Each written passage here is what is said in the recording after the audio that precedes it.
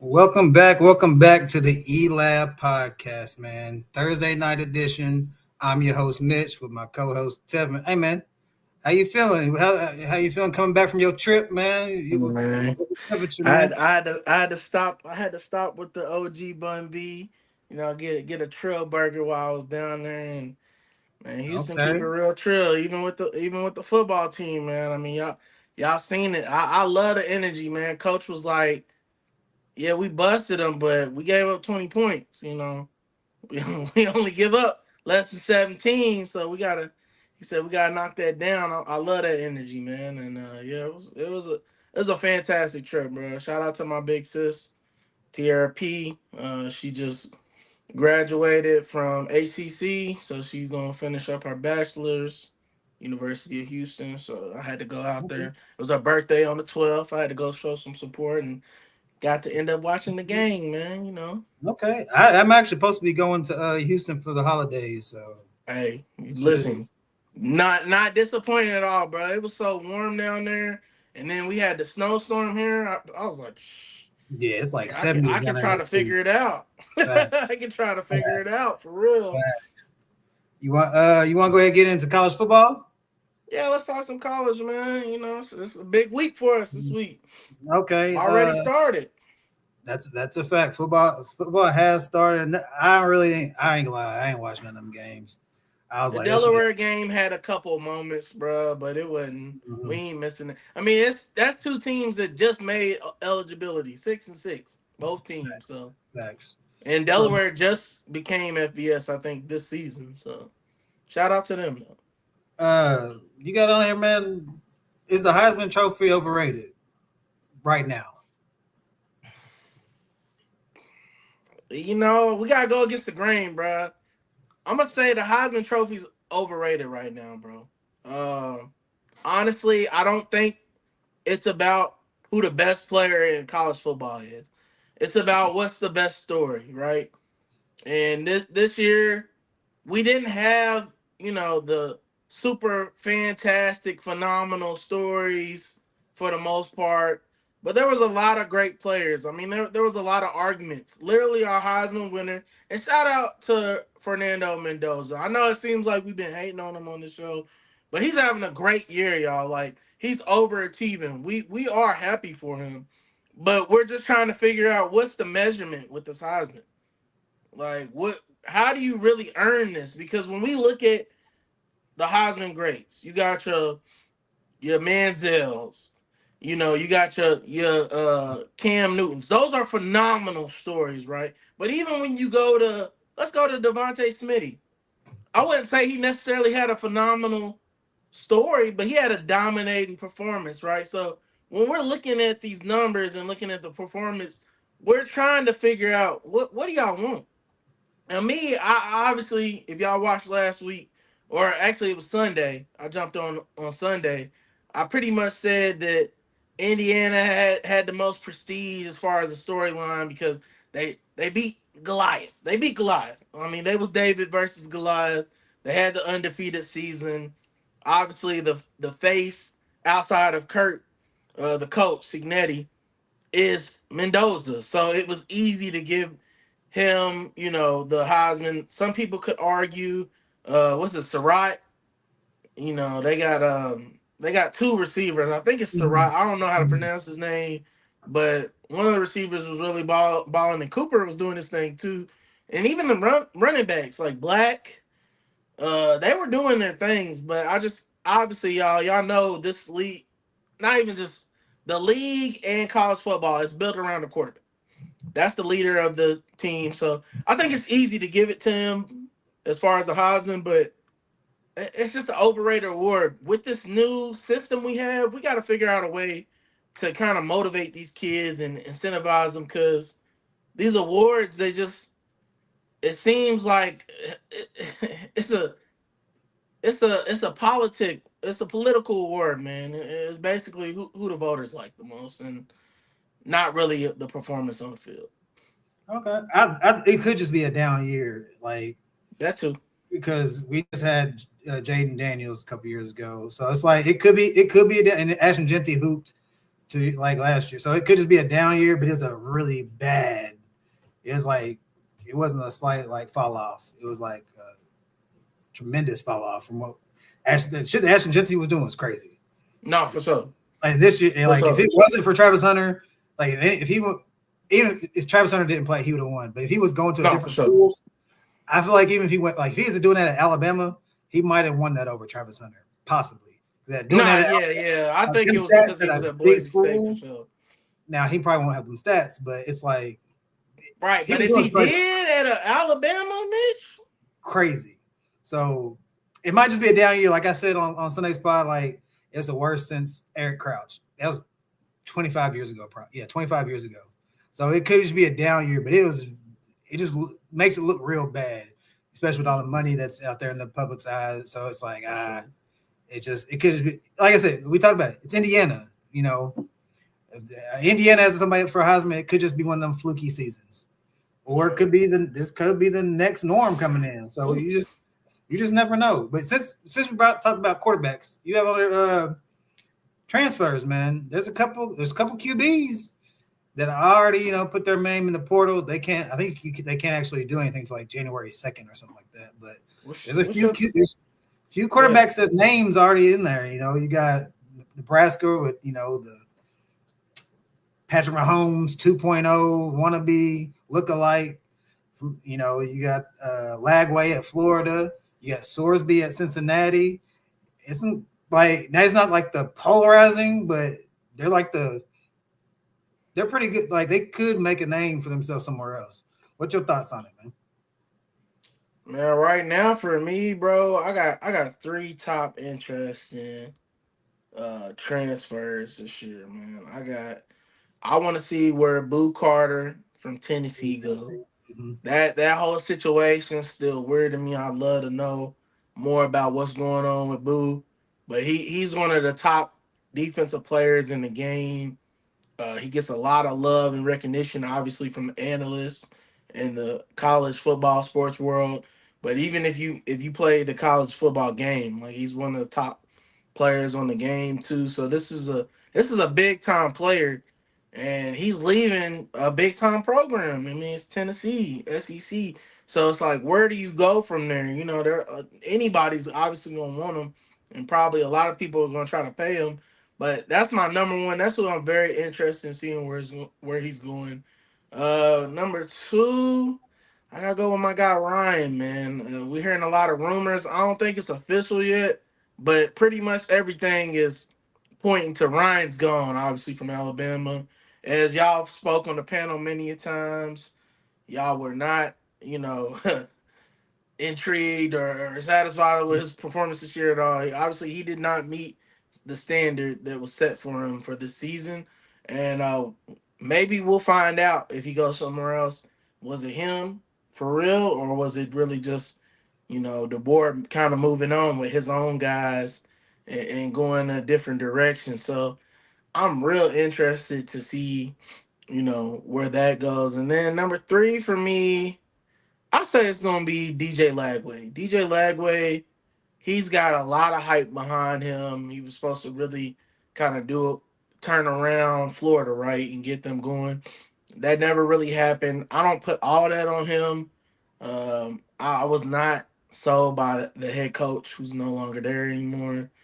I know he's a great recruiter because, he got DJ there, but I just think he never fit that Florida swagger for me. Like, I didn't look at him and see a Florida coach. So I'm loving to see where DJ is going. It's kind of crazy, right? They're talking about Louisville.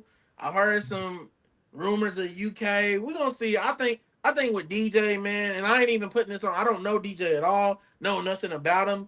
But for some reason, I just feel like, man, money going to talk in that situation. Whoever paid the most is going to get DJ. But, you never know. You can see him at LSU. But I am going to give you this one sleeper, and I'm done. I seen this reading some articles, man. I heard Chandler's thinking about Trinidad. He thinking about weighing his options. And to me, that sounds like LSU. That's what that kind of sounds like to me. It's just crazy. Have you seen the commercial? AT&T commercial? No. It's kind of, I don't know when it was done, because if it was done like after Lane Kiffin like left, it's fucking crazy. Right. So it's an AT&T commercial. You know how you can like transfer your plan to another subscriber. Okay. So he's like, yeah, the transfer. He's like, oh no, man, I'm talking about transferring over to AT&T. I'm not going anywhere. I was like, that is crazy. So if he does leave, it's even more wild. Hey, man, it's a wild. I was like, this is real. I said, this is crazy. I have that as my interesting like extra because it's nothing official. But boy, if that happens, college football world gonna be on fire, man. It's already pretty lit up, but that will be insane. Yeah, and Lane tweeted something and had Chambers is like his flag or something, like a Trinidad flag on one of his tweets. So I wouldn't blame him to leave. Like, why wouldn't you leave? Because you don't know who the Ole Miss coach is. Lane kind of, not say he saved his career. He made him known. Hell, he like most coaches when the number one quarterback gets hurt and comes back, he gets put back in that position to play, and he's like, nah, we're riding the hot hand. So I can see him leaving. It'd be wild though with that commercial. Man, be very crazy. Like that would be insane. That would be crazy. I do say there's one part like they speculated that my boy Brown for Louisville might be leaving. If he leaves, boy, come on down to Texas, dog. I tell you, dog. Hey, you good either way. He said, "Man, my Cardinals, it hurts, but hey, I'll take them with a long one." You brought the video game. I played like 3 different dynasties. Every year he leaves. Like I won the Heisman and he left. Like he leaves every year. So, bro, the sliders on the game are so crazy, and like literally what I learned too, because I don't know if you ever updated yours. I think it has to do with the update as well, but you can have that deal breaker, fulfill it, and then go into the next season, and it's like now the deal breaker was playing style. Now it's playing time. I'm like, hey, bro, y'all gotta quit playing with me, bro. I already satisfied his deal breaker. We'll talk about changing it up. We'll talk about this second. I'm sorry, guys. Let's talk about college football, the video game. Hey, how can you be complaining about playing time and you're a starter? It's the craziest thing. Bro, you started in 8th grade. I'll lose, bro. I have 2 quarterbacks left. I ain't getting enough play time. Bro, it's only 2 quarterbacks. I don't even know who I'm going to start yet. It's crazy. Bro. It's crazy. They be playing with me on Dynasty, bro. They do too much. Yeah. Back to the transfers. It's still early. It's like once these teams lose, or you know what I'm saying, there's no telling who can be available. No, we don't know. Hey y'all, we don't know anything right now. Because literally I think it just opened up yesterday, right?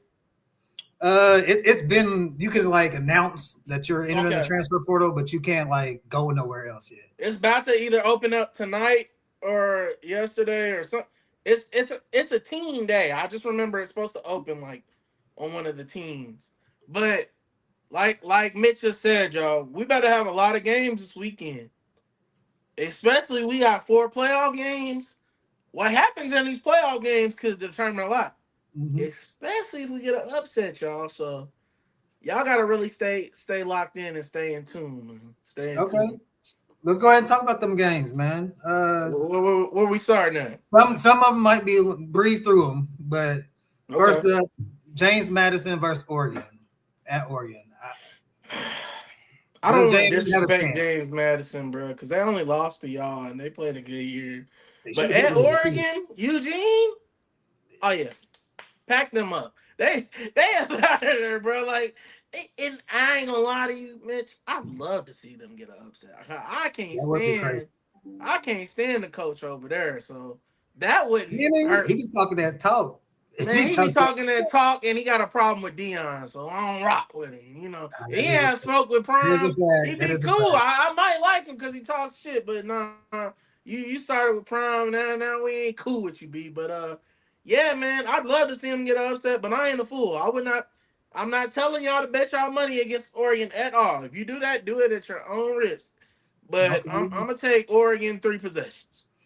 Okay, so basically, JMU, nice knowing you. Collect your check and go back. Hey, yeah, Go back you home. got your check, man. You snuck Respect. in because of the rules, but you really stole Texas spot. So Okay, next game that's pretty simple. I don't think yeah, outside of people in James Madison are picking them to win. shout out to Bama's y'all. rematch, Bama versus Oklahoma. Oklahoma, I think they won by 2 last time they played. And if I remember correctly, Bama was dog walking them statistically. But I think they had 1 interception and 2 fumbles. So they lost the turnover Yeah, they battle. gave that game away. Because Oklahoma's quarterback, I don't think he had 200 yards passing. They really didn't do anything. Yeah. The turnovers matter. You normally lose a turnover battle, you normally lose the game. So how you got this game? Hey man, I seen something recently on the internet. Just doing previews, kind of getting some research, figuring out the games.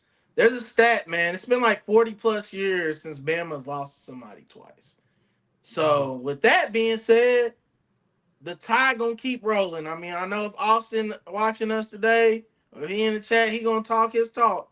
But the tide gonna keep rolling at least for one more week because we just spoke about it. Oklahoma got away by their hair, the one hair on their chinny chin chin. Where was the game at last time? Was it at Bama? Now I'm not for sure. Now, being in Norman, don't get it twisted. Oklahoma is known for football. That's where our former coach's brother dominated, Mr. Bob Stoops. But yeah, I don't see Bama losing twice to the same team too in this season. Nah, they gonna pack that up. They're gonna pack that up. So I'm gonna I go. wish I'm I gonna could go roll disagree. tide. As a Huh? Texas fan, I can't. I wish I could disagree with your take, but as a Texas fan, I can never root for OU. But just in general, I can't do it. I So feel it. even though I thought they were going to win, I still couldn't pick them. But Respect. Bama is just defensively, Oklahoma's better, but Yeah. offensively, No. Bama's it's. I feel like Ty Simpson can. If they don't turn the ball over, they probably won by 3 touchdowns last The week. receiver we thought was the best receiver is a non-factor in that offense because of how good they are. Yeah. So I think it'd be nice though, because it'd be like, DeBoer, he might if they lose. Oh, he's gone. I don't think he'll make it. That Michigan job is looking real good. I don't think he'll make it out of Norman if he loses, bro. I think he got to win this week. Next week, if he keep it respectful, it shouldn't be too much noise. But this week, he got to win. Okay, another matchup that was happened. It's a rematch. Tulane versus Ole Miss. I think Ole Miss beat them by 20 or something, maybe more than that. I think they So but it's a different scenario. Don't have their number one head coach, so that could alter some things. But still, at the same time, on paper, we got these 4 or 5 stars, and y'all got these 3 stars, and maybe sprinkle a little 4 stars. So, what's your clean sweep? Nice doing business with you, or is Tulane does have an offense though? So, I ain't gonna lie to you. With this game, I think this is a more respectable game, obviously, than JMU Oregon, even being at Ole Miss. I think there might be a little, jitterness, butterflies start the game off.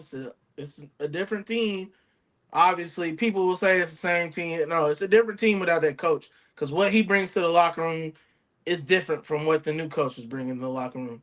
With all that being said, though, majority of the team came back. I don't think any key person left. They all locked in for this. So, and this is their first time being in this scene. I'm gonna take Ole Miss at the crib to get to one more week. I got them getting to one more week for easy sure. dub. I don't know.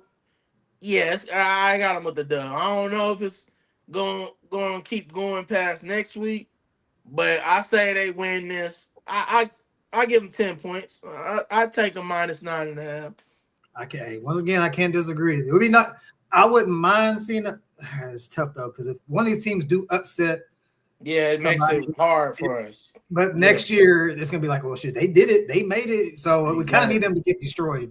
So actually, I hope Tulane gets destroyed, so we ain't gotta deal with these Power 5 teams. We can wait for a Cinderella. Let's get this Because the only way we're gonna satisfy this stuff is if we get this 16 team.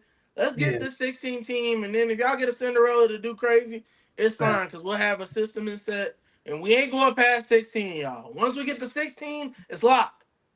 These kids, these are still kids, y'all. Yes, they're getting paid, but they're not about to do a whole NFL playoff just to satisfy y'all. No. Yeah, I'm with you. Okay. Last game, the biggest game of the weekend. Miami versus A&M at Texas A&M. Key at Texas A&M. What's your thoughts? Man, listen, this one's going to be ugly. This is going to be a bloody bruiser. I think it's easy for everybody to just say Texas A&M, no hezzy, but it's not, y'all. I'm trying to tell y'all, Texas A&M and Ted, shout out to Ted. I know he was in the comments earlier. I'm assuming he's still here. Man, Texas A&M, they've been shaky. It's been a lot of shaky Warrior games, man, and they lost the last shaky one. I ain't saying they're going to lose, but I'm saying they're going to win very ugly. This is a 1-point game. I think, and I hate to say this, bro. I honestly hope I'm wrong, yo. I think Beck puts on his final performance, shows out, keep it close. He got that young boy Malachi Tony. They make a splash. They make it a good game. Make you feel like the U's coming back, which, you know, our boy Zell would love, but it's in College Station, bro. Texas A&M, they win this close, man. It's gonna be less than 3-point game. That's a tough game. It being at College Stations was like, is Carson Beck gonna be able to play in College Station? Because that stadium gets rocking. So, but I really do like, and there's controversy. So I don't know if you saw the Texas A&M offensive lineman when they were talking about Bain. He was like, "Oh yeah, I'm not really worried," which is crazy to say. How would you say that? It's crazy to say. Don't give that. Hey, that man Bain is insane. So unintended. The rhyme meant to be. Leave that. Don't give him any type of material. I like that bulletin board material. It's good bulletin board material. So it's fun for us. It's not going to be fun for them. Yeah, because Bain is like that. That's the thing. It's not going to be fun for them, especially when you got a Marcel Reed who can be shaky. That's another part. That's exactly. Part of the reason they're shaky. That's the only thing. Oh man. Ted in the comments talking about tell the truth. What we ain't telling the truth about, Ted? I don't know, man. It's a tough game. Let the people know. Let the people know in the comments. I don't know what he's talking about. But that Miami defense, if they can get pressure on Marcel Reed, it could be a long night. It's gonna be a long night, but Texas A&M gonna pull it out. Not this much. I feel like the run games was gonna matter because somebody's gonna be up. Because if Miami runs the ball decent, they probably will be able to win. Because Texas, we didn't run the ball good all year, but we ran the ball good against Texas A&M, and that helped us win the game. Is they top runner back for this game? They said he's questionable. Texas A&M's running back is questionable. Okay. So I know they got a little Emmett. They got a little Emmett, but we'll see. But you got to think who has the best collection of receivers. You would say Texas A&M, but Malachi Tony. They both teetering right. You feel me? It's a pick'em game. Damn. Yeah, that can go either way. Actually, I'm gonna stay on bread. Tim. I'm a Texas fan. I can't rock with A&M. What are we doing? Right. What am I thinking? Hey, man, thinking about the football logic, but now you're back in the fan mode. Yeah, I forgot, man. I forgot. I can't allow myself to go with A&M. So hopefully Miami wins by 1 point, and then they get blasted next round because I really don't care. Just don't. Hey, for Zell's sake, don't bet on it. Oh, no, I'm not. I'm good. Carson Beck is the determinant. Like if it's because he can be. His highs are high and his lows is low, boy. His lows get real low. So I'm sorry, Ted. On paper, it'd probably be A&M, but this game can go either. Like it's tough, and at the end of the day, it's hook 'em. So fuck yeah. Dan said Concepcion over Tony. I'll say right now he's right, but I think by the end of their careers, I don't know. Even right that boy now, Tony's special. Tony gonna redeem the Tony name because Kadarius. Yeah. put that mug in mud, piss, and poop, all that. You feel me? So I don't know. This year, Concepcion has been killing. I ain't gonna lie, he has been killing. Malachi Tony's been killing too. He's been going crazy too. yeah, no, Tony's finishing his career better than Concepcion for sure. But all right, man, we done with the games. Speaking of Concepcion, you had on there like some NFL prospects. You got a couple names on there that you've been thinking about that stick out to you? Man, let's think. I know. Or a team or a person you like your Texans to get or something like that. Y'all probably have a later pick because y'all. Listen, we need linemen and running backs. So, I mean, the running back obviously I'd love. We're not getting. That's dead. Yeah, we ain't getting no Jeremiah. I think Jeremiah's gonna be a top prospect for sure. I think Mekhi Lemon, he gonna be in there. Let's see. Who we gonna add to this, man? That's two. For me, what's the quarterback? Man, I don't think none of these quarterbacks are gonna be good. Nah, that's what I'm saying. What you got for your top five? So it's me hard personally, for me my team's trash. So we're gonna have a top three, no worse than top five pick. Unless Cam comes out here and tries to win some games, just lose. But anyways, RL Reese from Ohio State, man, he's nice. Unfortunately, we need receivers, but we need receivers bad. But I don't think with RL Reese, they're projecting him, even though I don't even like this guy, I'd be hating on him. They're talking about him and Micah comparisons. Okay. So even though I don't see that because he actually don't like that guy. He does a lot. He does a lot of. RL Reese is more universal. Like Micah, they made him be one dimensional. Like yes, he could do more things, but he was so great at this one thing that he stopped doing. I don't want RL Reese to be not just an edge rusher.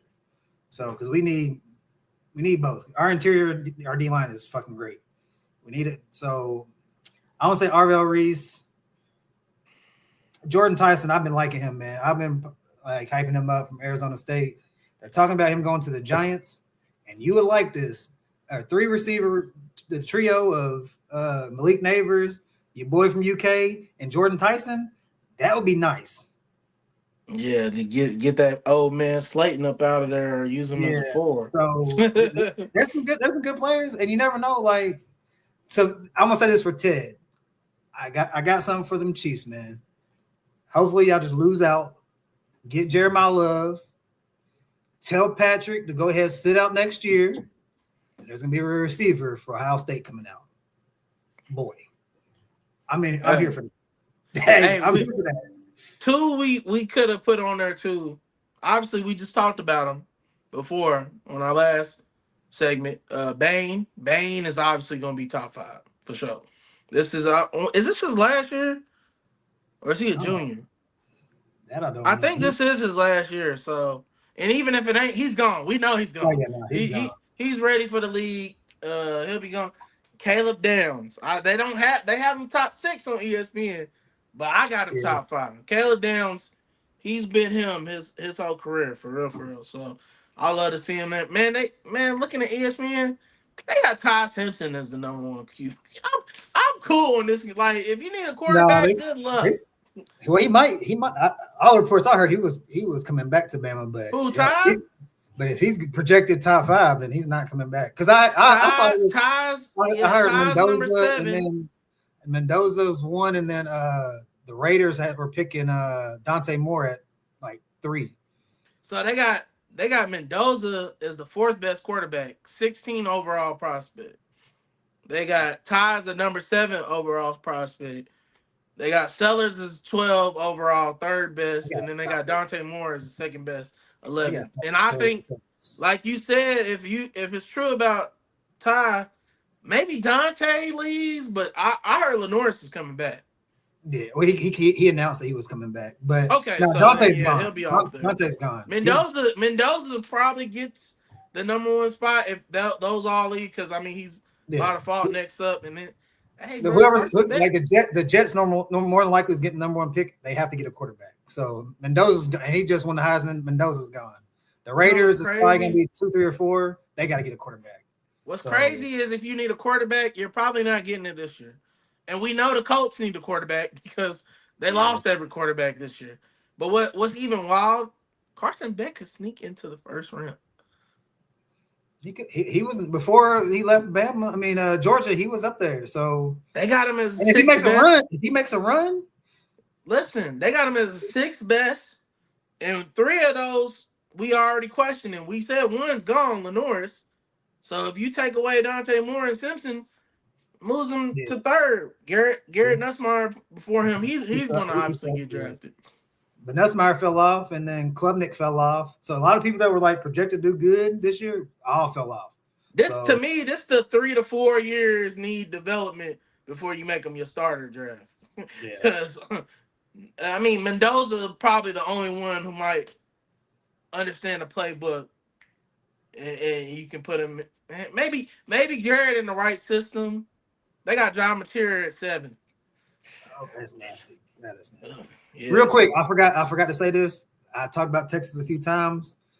Texas made a splash move, coaching tree wise. It's kind of crazy. We fired our defensive coordinator, which is insane because we had a top 5 defense for most of the year. Coach PK. We brought back a legend, Coach Boone. Okay. Muschamp. You know, he was a legendary with Mac Brown. We was doing good with Vince and all that stuff. So he's back, which is kind of crazy, though.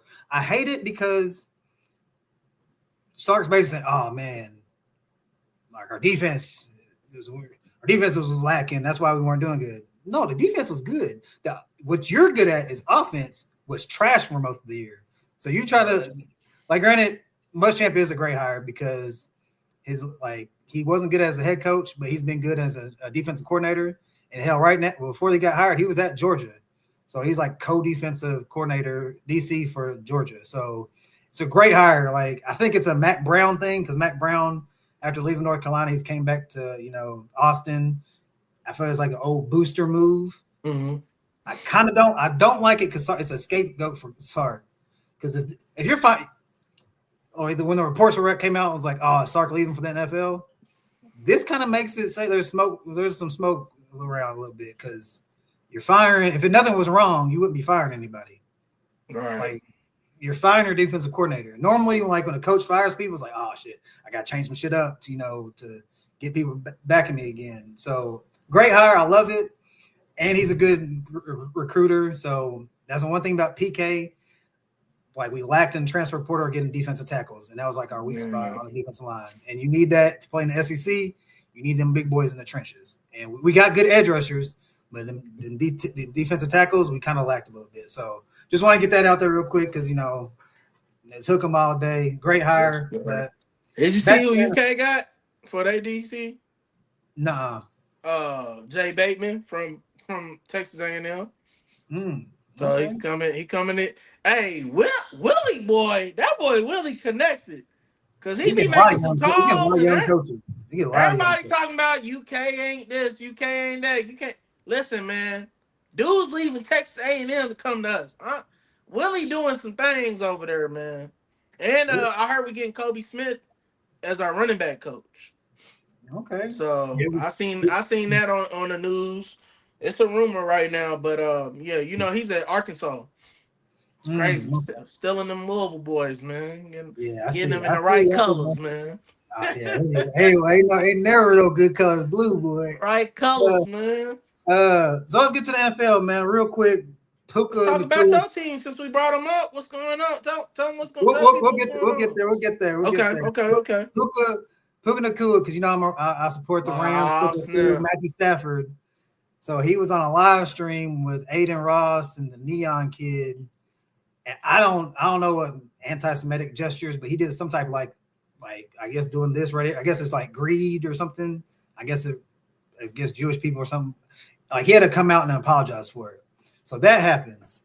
He also asked Coach Sean McVay if they could they played tonight. So on a short week, he wanted Neon and Aiden Ross to come to the facilities. And Coach is like, bro, it's a short week. No, we ain't got time for this. And then on top of that, Puka's brother is out here stealing a dude's Lakers player's car and stuff. It's a lot. It's a lot of stuff going on when you trying to make a Super Bowl run. And now, granted, sometimes production outweighs the the other stuff, but it's not a good look right now for Puka. So, and then I don't know if it's true. Then I heard something about his ex-girlfriend had a kid and it wasn't his, some crazy stuff. So it's a lot going on. And I'm mad to make matter worse, that motherfucker gets hit about 75 times a game. So it's just a lot going on. What's your thoughts on Puka? Is it too much outside noise, or is it like it don't matter because he's producing on the football field? And I just want to say, not just any player, Lakers player, Adu Tiero, man, Arkansas. former UK player, man. Arkansas. Why he trying to rob the boys, man? Listen, man, let's talk about Puka, bro. This is to quote Michael B. Jordan. Is this your king? This the guy y'all want to crown, man? Like, I think his brain a little too scrambled from all the hits he's been taking, man. He not thinking straight, and I ain't even trying to be petty with that or morbid. I'm telling y'all, man. These concussed receivers, Antonio Brown. I'm just saying they might be killing on the field, but once they start getting them concussions, listen, man. It's way too much drama. This is way too much drama. I don't know what's been going on with that. Listen, that number 2 receiver spot the last few weeks, it's been making them a little nuts. Because guess who had it?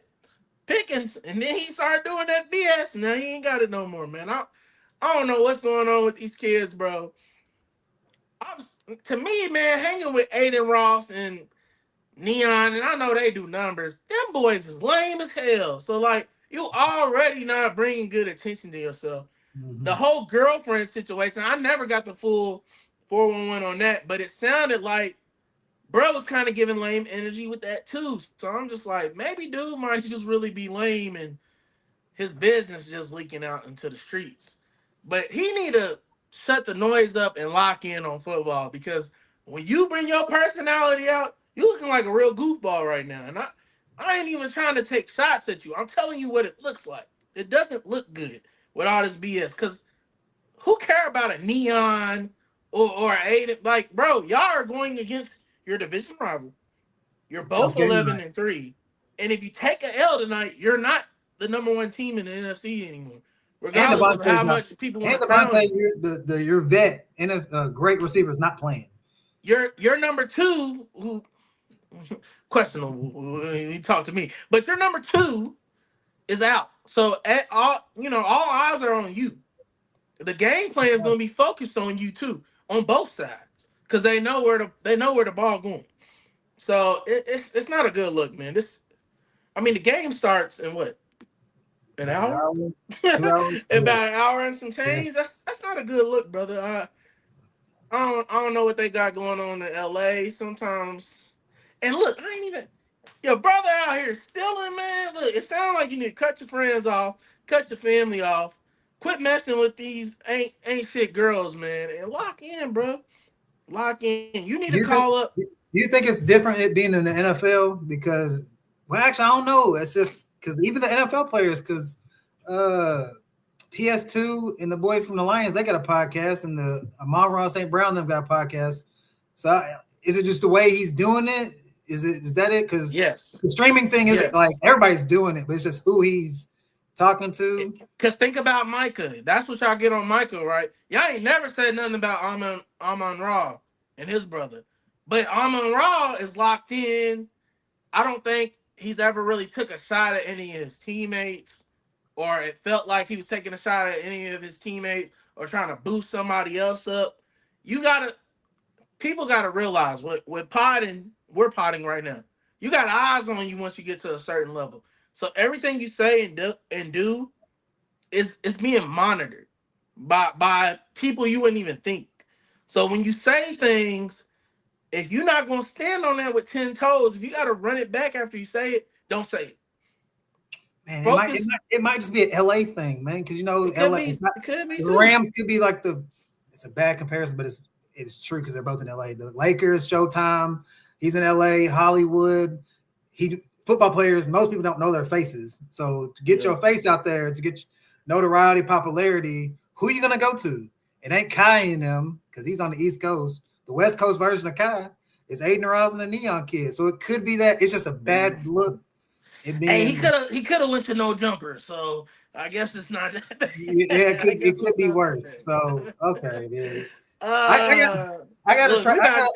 We about to get some bot hate because we all talking about people's podcast. Facts. But hey man, I'm gonna just say this, Puka. If you gotta connect to Jerry Rice, call that man and figure out how to lock in. That's what you need to talk to. You trying to be the best receiver in the world? Lock in with JR, man. JR was him. Is him. Forever will be him.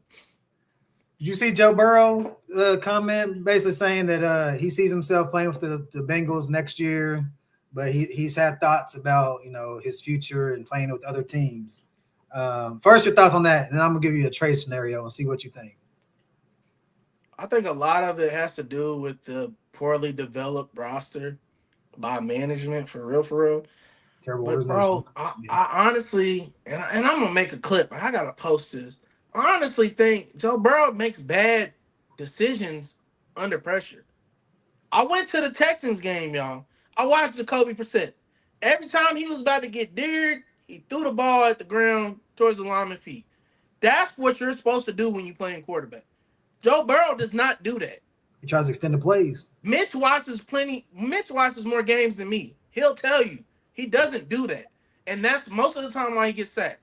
He won't throw it out of bounds. He won't throw it at his players' feet or in their vicinity. He just tries to extend the play. He tries to be a Superman, and he gets dared. You can't do that. Yep. A lot of y'all young quarterbacks, if y'all watching this, do not play hero ball. Play smart. That's what's going to extend your career as a quarterback. You can't make every play. And sometimes you have to take the sack because there's nobody around. And if you throw it away, it's going to be intentional grounding. You just got to be intelligent with which that's what. Sometimes you got to take the intentional grounding. Sometimes you got to take that rather than getting hit, get ear hold. You know what I'm saying? You got to throw the ball away. And man. I ain't even gonna lie. Even my guy that I champion, Hurts makes some of those bad plays sometimes too. But y'all want to know the difference between a Hurts and a Joe Burrow? Hurts can squat about 600 pounds. Hurts is a freaking tank. Joe Burrow is not a tank. So you gotta be smart with your body and your physics. I'm glad you said that. You gotta be smart with your body and your physics. So man. Trade proposal. Who says no in this deal? Between the Bengals and the Eagles.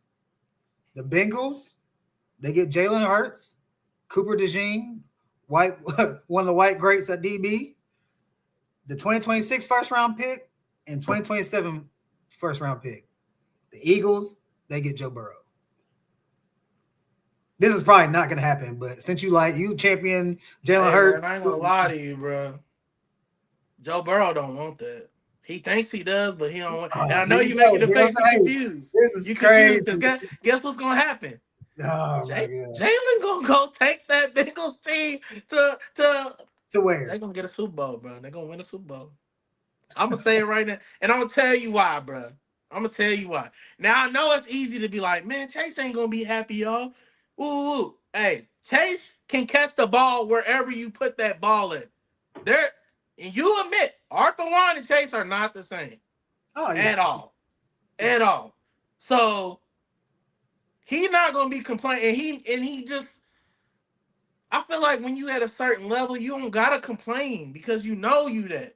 I think sometimes when you complaining, it's because not only is the team not doing as well, but you see yourself as a place. Like, for example, Chad Johnson. We always loved Chad Johnson and looked at him as one of the best receivers in the game, right? But we never called him the best receiver in the game. So when Chad was trying to get the ball and he was upset, it's because he wants to be the best in the game. But Chad could never. Would you ever say Chad was better than T.O.? No, because they played together. Would you ever say he was better than Randy Moss? No, it's a different team. He's a different tier. When you want to be the best, you complaining for that ball. When you are the best, Mitch, you ain't got to complain for the ball. You gonna get it. And I know people might hate what I just said because that's like, So you're, what? so you're saying Are you down talking? Hey, so they're both listen, saying yes. So they're both agreeing to this deal. Is what you're saying? I think Eagles would definitely. I don't I know, will say bro. this. I will say this. As much as I hate on Jalen Hurts, with that quarterback, y'all did go to the Super Bowl and win. I will say that. But That's what I'm saying. Hey, but sometimes people need to learn lessons. So to all them Eagles fans that complain, I promise y'all think shit'll be sweeter with Joe. Y'all O-line's not the best pass blocking O-line. Jalen gets hit a lot. But I promise you this, you only get about 6 games out of Joe. You all don't right, get the whole let's say this. season with Jalen. If you can guarantee one healthy year with Joe Burrow, the Eagles like, yeah, we'll take that. They would take it. I wouldn't, bro. You know me, man. Like, the grass ain't always greener on the other side. I know you seen that stat. What did it say since the Super Bowl? Ain't Joe Burrow like 18 and 17 or Yeah, it's not 18 good. and 15, something crazy like, bro? Tua has a better record than him since the Super Bowl, and we know Tua's not him. So I'm just saying, like, in a wishful thinking, I see the scenario where this worked, right? But stay behind your guy, man. Your guy got you to 2 Super Bowls, and you barely lost one of them. That's a fact. It's a rough patch. You got Arthur Warren. He the Ocho Cinco of the league right now. He in the top tier, but he think he the best, and he's not. Okay, all right. Chad, All right, if you ever watch this pod, man, it's not. I love you, Chad. You one of the best, but I know it's levels to this, and yeah, there's tears. There's tears. there's definitely tears. So what do you mean by are the refs ruining modern day game? Man, bro, it's like every time I turn on the TV, go to a live game, it's always some BS with the ref, right? Again, I'm gonna reference my Texans, y'all, and we'll probably get into it later on the segment. But there was a lot of complaints about the calls in the Texans game. Honestly, people were saying if they would have called the game right, we would have beat them worse because they was just calling bad plays, bro. I mean, Puka was complaining about the refs last week. You can't even complain about the refs, but we constantly see it as fans, as owners of the team, admins of the team, players on the team. It's too many bad. Where's the accountability? We don't have an official NFL ref. This is a referee. This is a third party right now, y'all. Like they're out. They are outsourcing to the league for refs. There's no official NFL ref. They might be an official ref, but they're not. They don't. They don't run through the shield, bro. So I don't see any accountability. I feel like the league, you know, handholds for them because they need them because they don't have their own and they can't piss them off and ostracize them because if they do, they got their own union. They be like, figure it out without us. And y'all, I'm gonna tell y'all this: it's not easy to just y'all could be like, oh, I'll go. No, you can't. Yeah. The complexities of refereeing for the NFL, that ain't something you learn overnight. So they got to find a way to make the refs official so they can hold them accountable. Because they're not holding them accountable because they're not officially a part of the NFL. And I don't like it, bro. Like some of it should just be able to. It kind of holds them. Kind of sucks because you want to be like, well, if it's a controversial play, they should be able to buzz down. But hey, all these people watching. But if you do that, then it's going to be that can happen to every other play. So Yeah. I'm with you. There's one game I did see because I support Matthew Stafford. That freaking Rams touchdown when he like caught the ball, landed on the 1 yard line, and fell in. They're like, oh yeah. Even like the little dude that they have on the commentating, that's a referee, a former ref. He's like, yeah, it's not a touchdown unless he rolled over, lost control, but you can't see the ball. So yeah, he's down at the 1 yard line. They come back and say touchdown. The Rams were even shocked. They were like, all right. I was like, and they called down. It wasn't even the rep. Like they reviewed it and came back. It's like, yeah, it's touchdown. I'm like, bruh, that is crazy. There's been calls, the tush push and all types of things. So it's just a hard thing to do. And you want them because they're professionals at the highest level. So you want them to be good. But like you said, when you have the elite of the elite athletes, it seems easy watching on your TV, but being on the field, it is tough, and it's a quick second. Basketball is even harder. It's like, bro, like they're going a million miles per hour. It's tough to do, but at some point you have to correct it. Or even if you don't correct it, how the NBA has they had that review and they say, oh yeah, we missed it. At least, like you said, accountability. At least come out and be like, yeah, we missed this one, and that's fine. At least and it was doing that for a minute, Mitch. I don't know if they did the same season. But like even with Dallas, the catch, they came back and said, yeah, that was a catch. And bro, we just seen 2 weeks ago, this man Lively 1-2. The ball is in his hands. That's a touchdown. It doesn't matter if he comes through and knocks it out after he already 1-2. If you did that any other time, it would still be a catch. You might not get forward progress, but forward progress doesn't matter here. We're already in the end zone. So I think you like you said, because I kind of got your point. You don't want to micromanage them during the game. That'll just make the game even more slow and really mess up their heads. But if there are more dire consequences, let's say like, oh yeah, you've been making this much, you're at this tier. But once we review and look at your performance, if you ain't cut it, oh my bad, bro, you was doing terrible. Guess what? Playoffs, that's dead. We're going to go with this crew. Maybe it's a crew that ain't even known for real, but because they precise with it, they get bumped up. Like, it has to be some type of accountability because right now, honestly, refs get a slap on the wrist and keep it pushing. They have to be very, malicious with it for them to even kind of address it. But there's too many things going on. We got sports gambling is at an all-time high. Next year, we got to pay taxes on our losses. You got to get this stuff right, or I promise y'all going to have to start arresting some gamblers because they're going to be getting some phone calls, man. Yeah, no, that's a fact. It's emails, mail, all that. Yeah, you had a point because in college, per conference, they had their SEC refs, the Big Ten refs, blah, blah. They hold them to a standard because they be like, yeah, they're not allowed to coach these. And it's also like you said, they're basically the NFL refs are basically contractors, so you can't really do anything, which is crazy because the amount of money that the NFL makes, you should be able to make that right. It seems simple. There must be more to it. I don't know, but somebody's getting paid behind closed doors, Mitch. I know. Like something stuff like that. There's a system, and we don't want to mess it up. So what y'all need to keep it this way? Yeah, it don't make any sense because I don't think it's been like this the whole time. I feel like back in the day the refs weren't. I could be wrong. I don't know, but it's just getting worse because it's like social media. You watch all the games and people are clipping it. Before he's like, oh, you got your 2 local games. That's all you got. Now people can watch all the games. And like you said, social media, people are clipping it and it's going viral. It's like, bro, yeah, that's crazy. And then you can slow-mo it. It's like, bro, how do y'all not see this?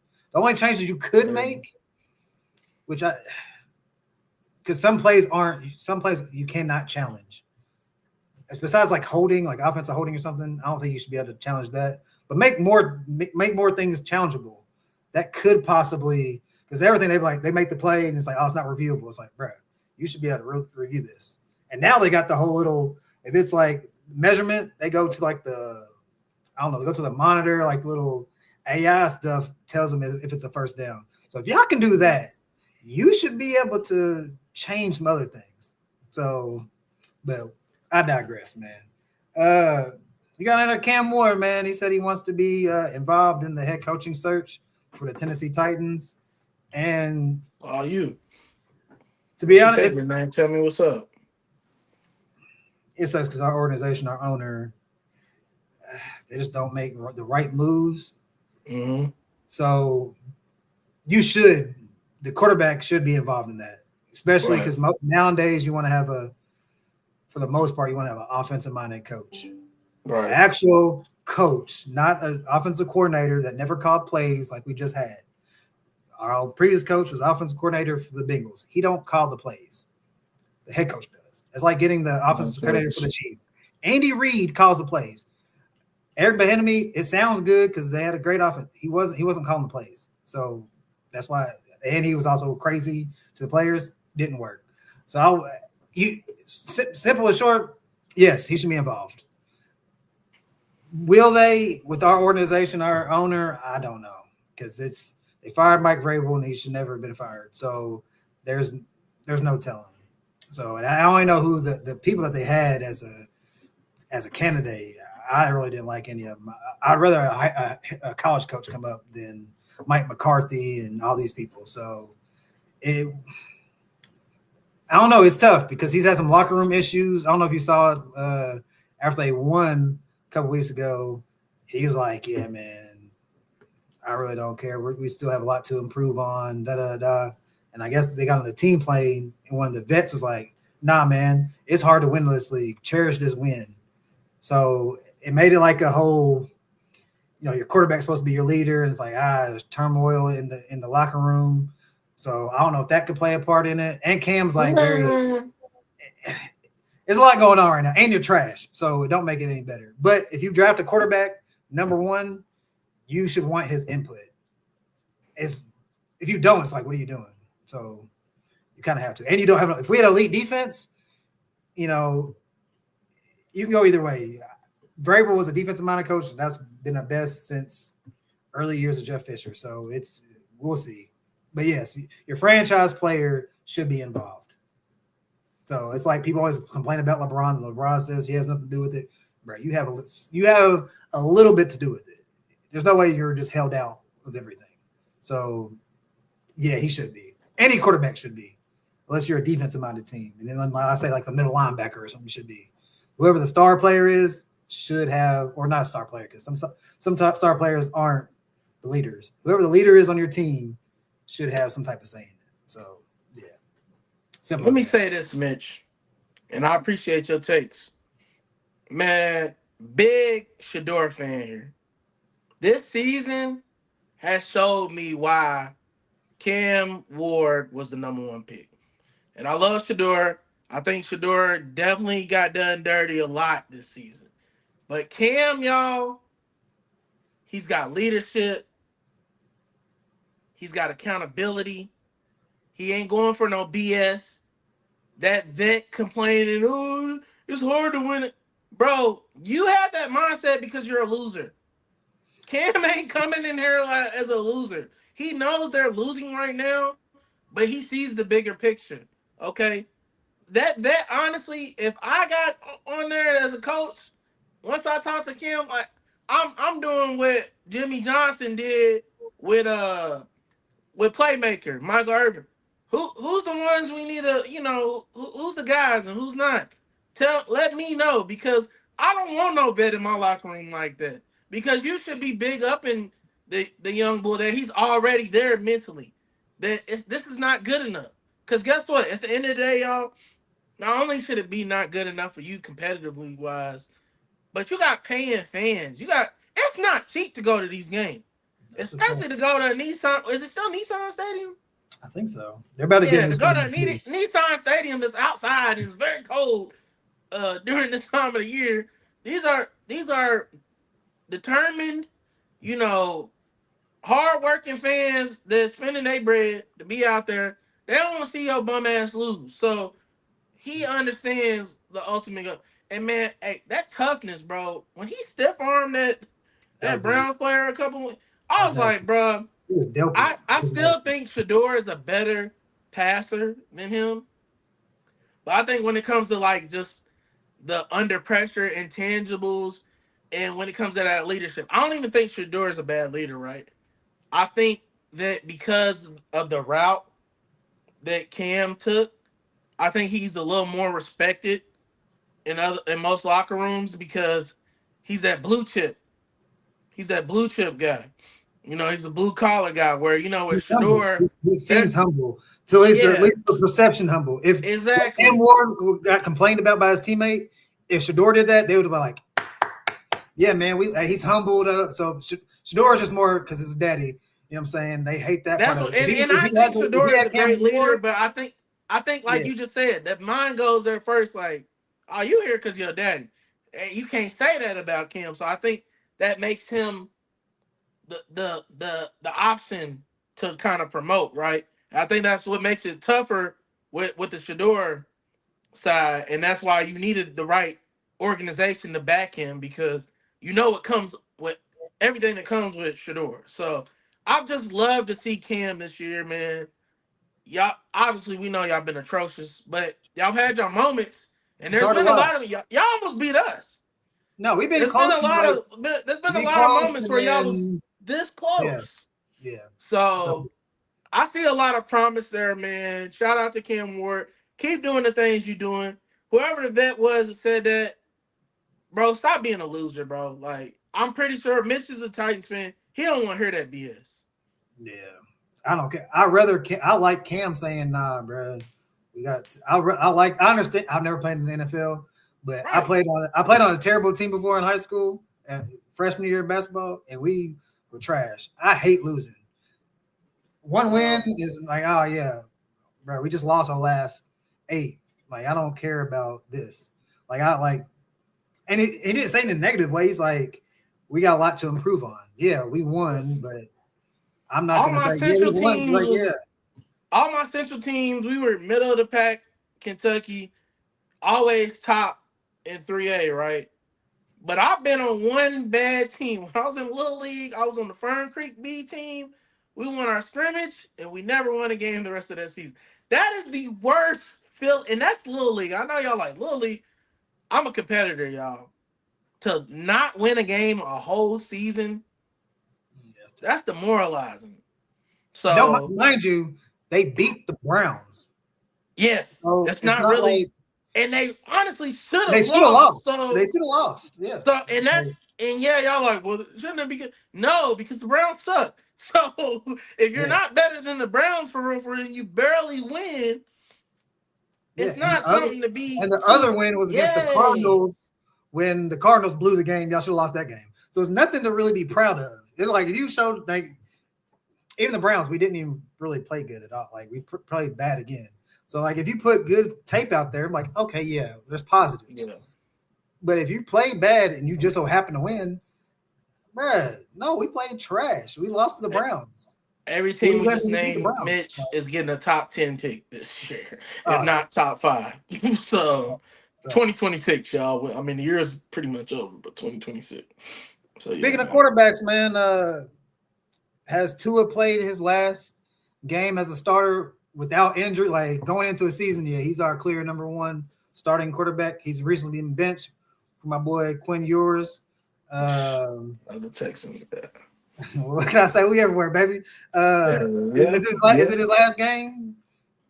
Because his contract, like, I don't know who could trade for him.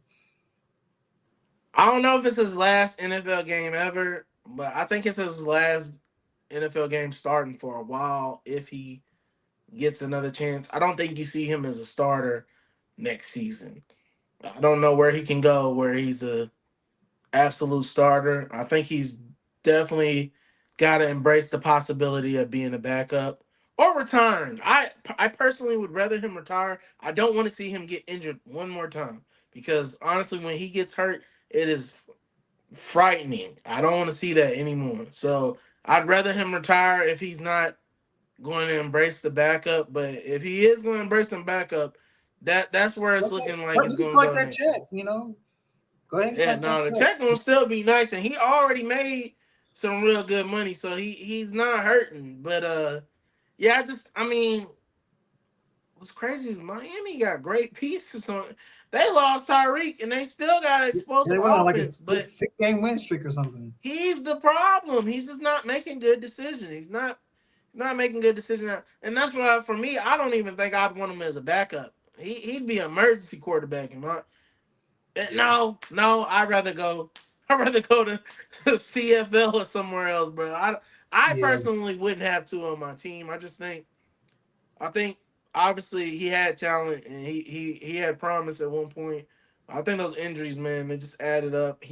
When he's talking and out there, he just doesn't seem all the way there. And I want the safety for himself and his family. Like it, you already done amazing things, bro. You spent multiple years in the NFL. A lot of people who've ever been to the NFL can't say that, and a lot of people who've never been to the NFL. So you led a explosive offense one year. Y'all did great. It might just be time to wrap it up. I don't know, unless he can find a way to. He's not wearing a guardian cap, so unless he can find a way to protect himself, as far as from concussions and heal, you know, internally in there because there's clearly been some rattling. I just think you gotta hang the cleats up, bro. Yeah, it sucks because, like you said, they had a good year, but you see, like in not just the NFL, but a lot of sports, when something's working really good, especially football, like offensively, like when Patrick Mahomes and them are rocking, the defense will adjust. So Mm-hmm. all them deep shots, deep balls that Tyreek was catching, they played too high, intermediate game. Tua, But it was but work. It was Pat working. adjusted though, like you Yeah, he said. adjusted. So what's good about Pat? He has the arm talent to be able to adjust. With Exactly. Tua, he don't have the arm strength, so his is short route intermediate game. You know what the defense did? They adjusted, playing everything short. The adjustment would be take more shots down the field. He don't have the arm talent to do that, and his stature, he's not tall. So and he's left like it works against him. I feel like it works against him to be left-handed and short. Like it's like the collar thing. It's like, bro, you're short. It's just it's hard to do. You got these 6'5" offensive linemen, so it's very hard to do because like Tyreek and Waddle, like those are good receivers. And it's just and Tyreek had a great year. That one, he was about to break a record, but it'd be a slant and he's taking it to the house. Like, bro, it should be more easy plays. So, and people are hating on Mike McDaniel. He might not be a great head coach, but as an offensive coordinator, I think he actually is a good head coach. It's just He's Tua, at least a good head coach, yeah. like his Tua, like handcuffed him. Like he can't. Now, granted, it's what was my man But at see, if he the was a great Vikings? head coach, Mitch, he would have benched him a long time ago. That's what makes it That's what different. I'm saying. The, That's the, what makes it the different. defensive coordinator of the Vikings was like, nah, bro, we want to get rid of Tua. And he was on to Hey something. man, That's actually a person I let's want to go to the Titans. I kind of want him as my head hindsight. coach. Hindsight was Brian Flores Yeah, wrong. Brian Flores. He kind of said it. He's like, yeah, bro, nah, I want to get rid like, which is crazy how they fired him, but and it made him look dumb because that one season the offense was crazy, and then injuries happened, and now it's like Brian Flores. Hey Mitch, I don't mess with y'all, but I like Brian Flores. Get him a good OC. That's Yeah, a no, if heck we of a get a good pickup AC, like right I there. like him as a head coach because Because he your don't play that defense, BS. you know what the formula is going to be like. Hey man, we ain't letting shit slide over here. Y'all defense has already got potential. I've seen Yeah, it all year. yeah. So, So I'm but with yeah, like man. I like it like kind of like a D'Amico Ryan's situation. Brian Flores coming in, defensive minded. Mhm. Vrabel was defensive minded. Granted, the offensive coordinator hire is going to be tremendous. That's No, for the sure. kicker. You got to So take care of the future of your franchise. we'll see. Let's see. I got this written down here, man. The toilet bowl division of the NFC South. Between the Tampa Bay Bucks and the Carolina Panthers, man. Who they got to Oh face each man. other twice before the season's over. So whoever wins those games probably is going to be in the playoffs. So I got two shout I'm outs, pretty sure I man. know who you're going with because you support this one guy. But how you see that folding out, man? I got two shout outs. Shout out to my boy Vic, man. Vic Terry. That man a Bucks fan. I was giving him the blues today at work because I was like, bro, y'all are just giving the division away right now. And shout out to my boy Akeem, aka Leroy. He a freaking Panthers fan. He's actually from there. It's he's the worst because he tells me, hey bro, we're really good. He told me that in the beginning of the year. I looked at him crazy, but now he actually seems to have known something. Because Jesus, I mean, they play each other twice. So if Mm-hmm. they split, then the last thing that decides is their one-off game. Now the Bucks, they got Miami, which Yeah. I mean, even if they're at Miami, that's a Florida game. It's damn near a home game. On the other side, Panthers got Seattle. It's tough. That's not looking good. So You kind of got I to win them think two games.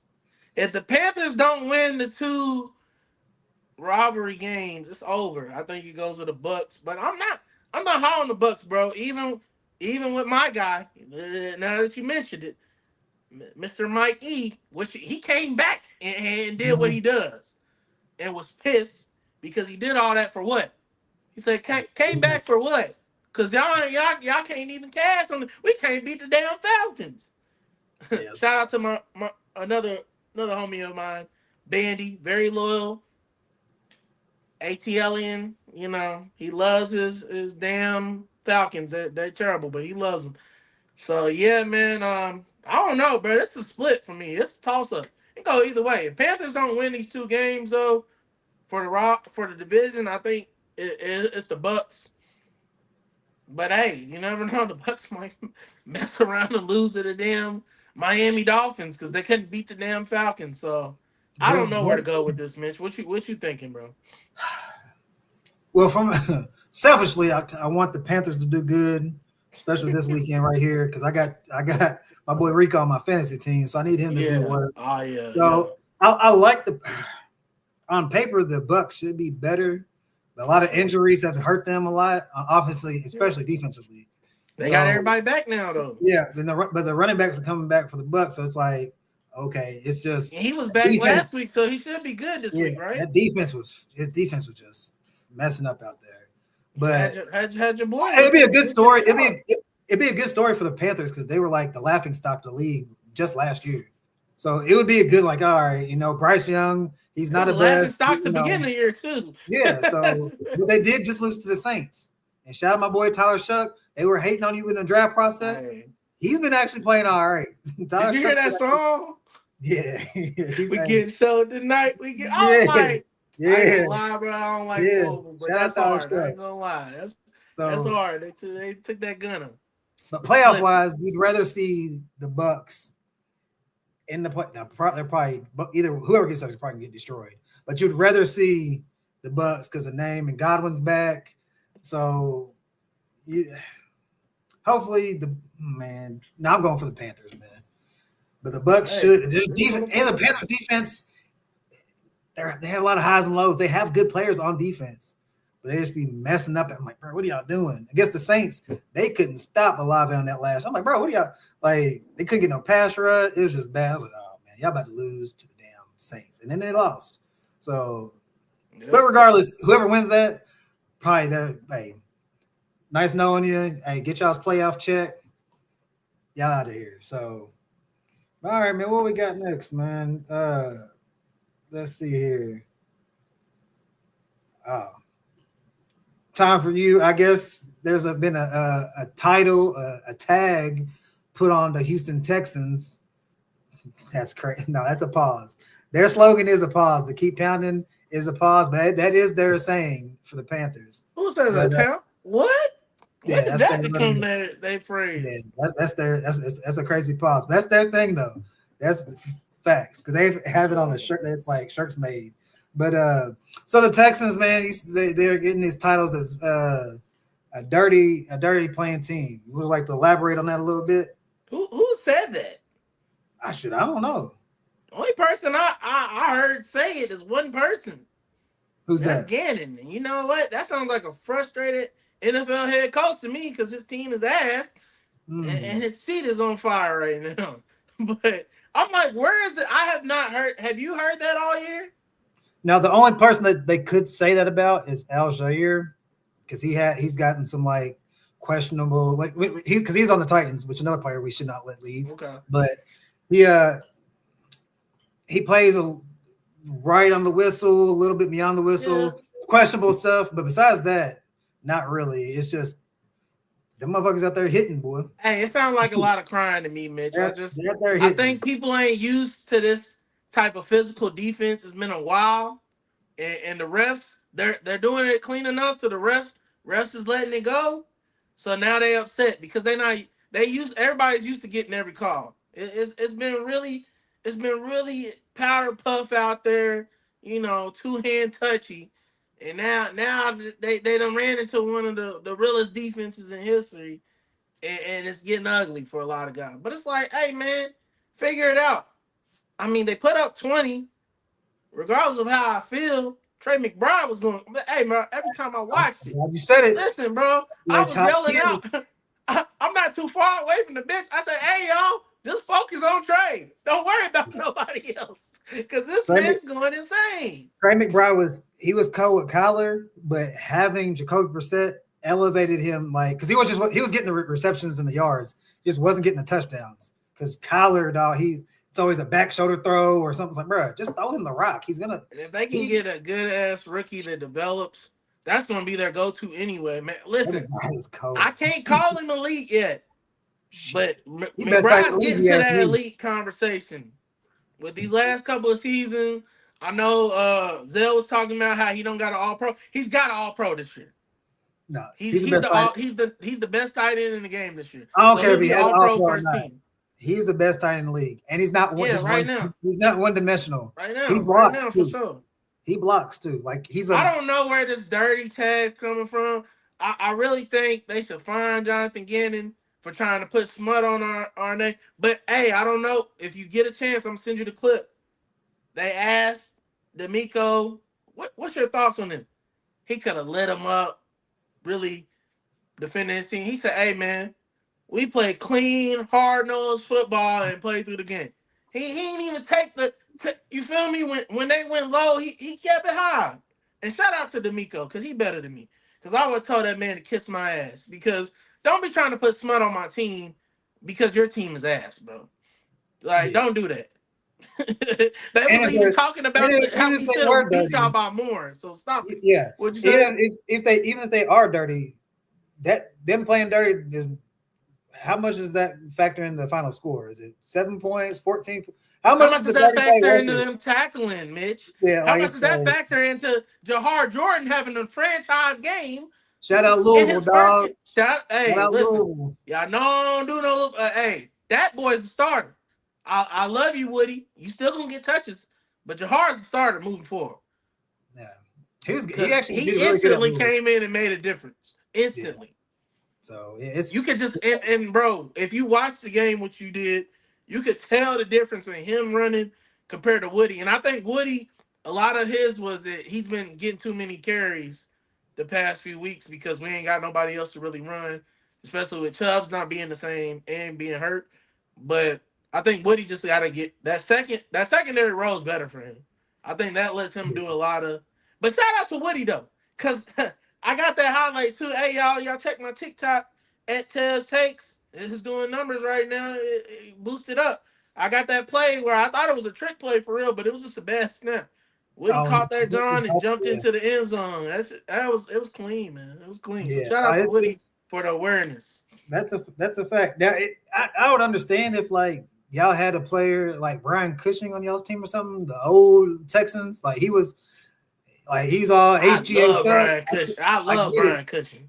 That's a crazy motherfucker right there. Alshon is the only one I could think like if dirty is hitting hard, then okay, I guess that's dirty. Yeah, we dirty as fuck, man. Like, if hitting hard is dirty. They weren't flagged on the plays. They were just clean, hard hits.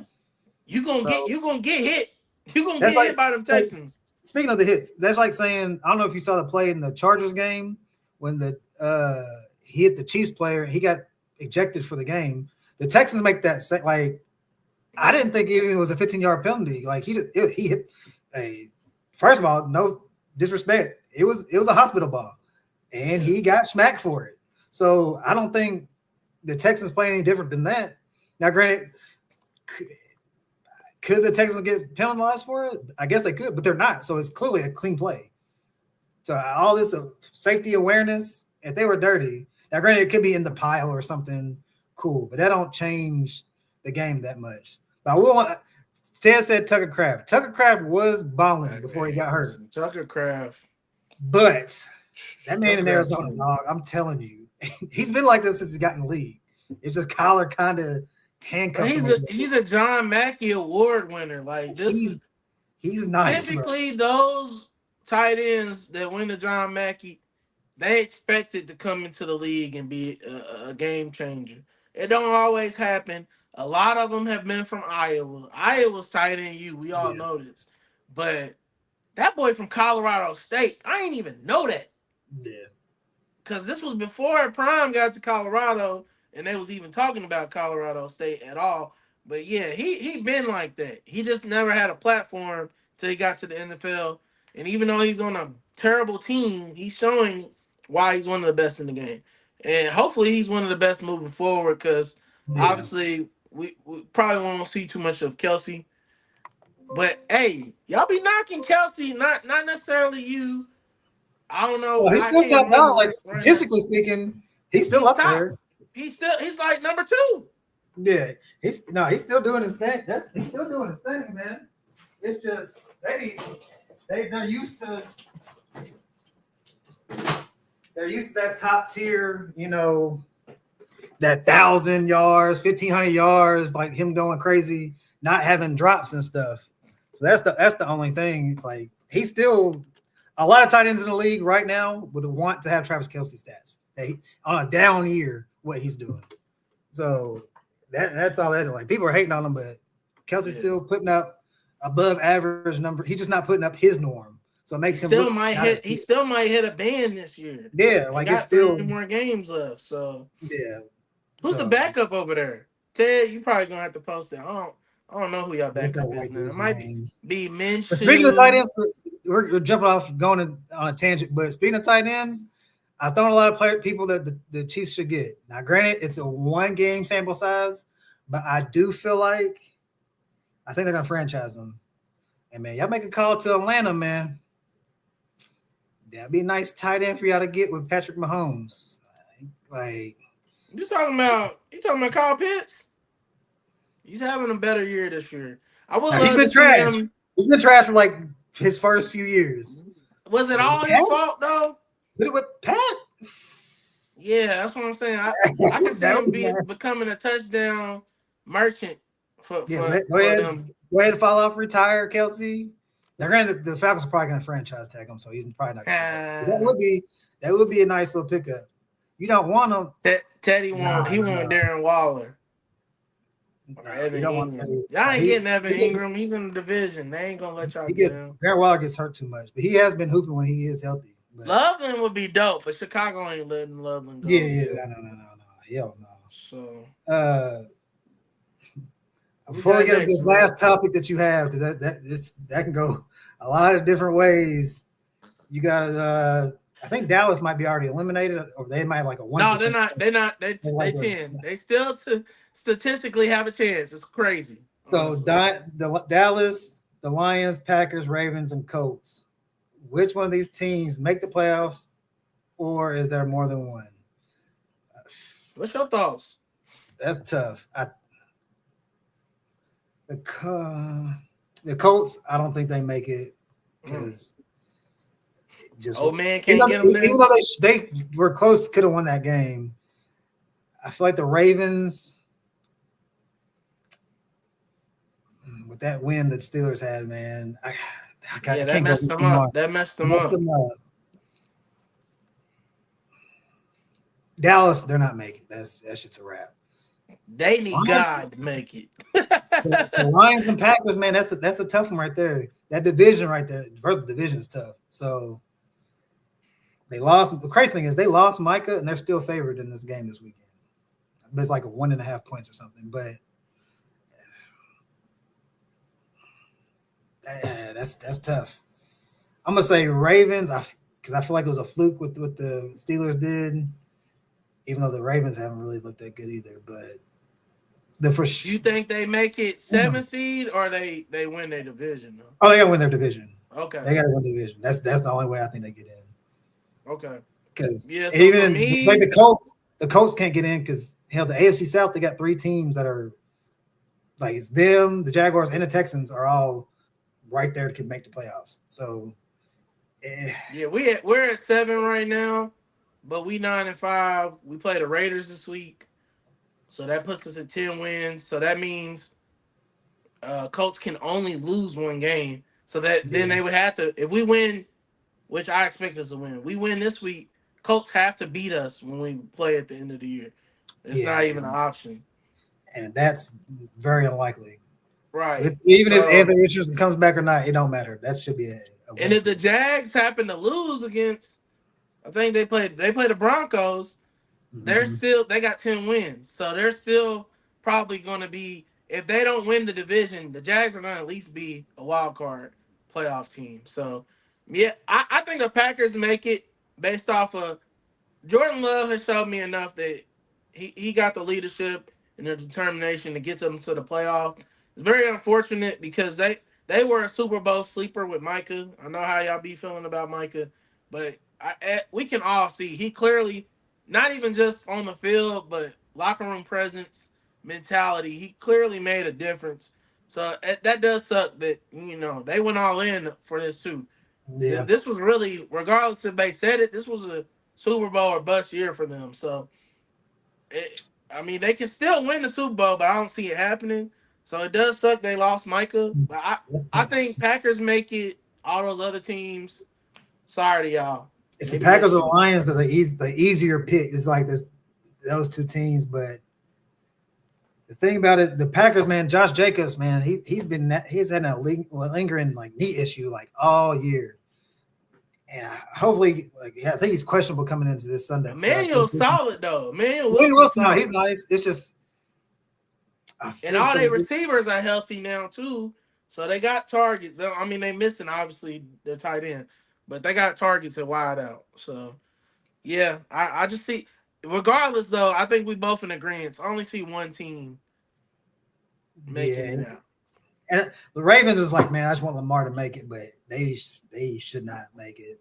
Even though the Steelers ain't really playing good either. They won last week definitively, but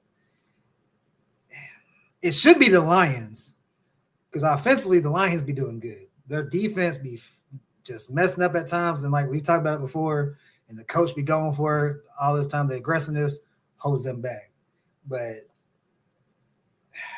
Yeah, I guess I'll go Packers. But they got injuries too because the light-skinned receiver, the vertical threat, he got hurt. I don't know if he's coming back this weekend or not.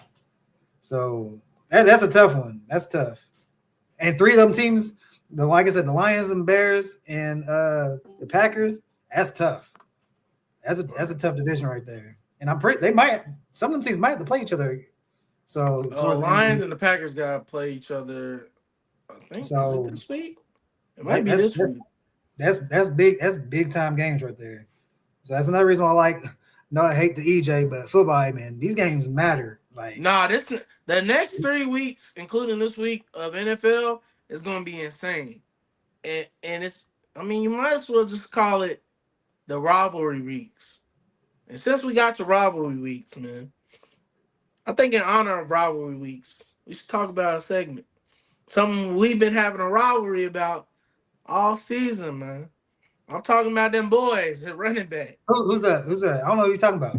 Bijan versus Gibbs conversation, man.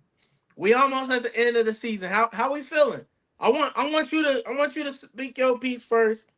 I'm gonna give you the floor. I'm just checking the temperature in the room, man. How we feeling about Bijan? It's very simple. I stand 10 toes on my take that I said at the beginning of the year. He's still the best running back in the NFL. And not just strictly up this eye test, and there's some numbers to back it up too. Okay. He's second in all-purpose yards behind, which is crazy. It's a Titans player. Chimere DK is our kickoff specialist, and he's a receiver. So it's kind of not really – he gets kickoff yards. But so he's the number one all-purpose running back.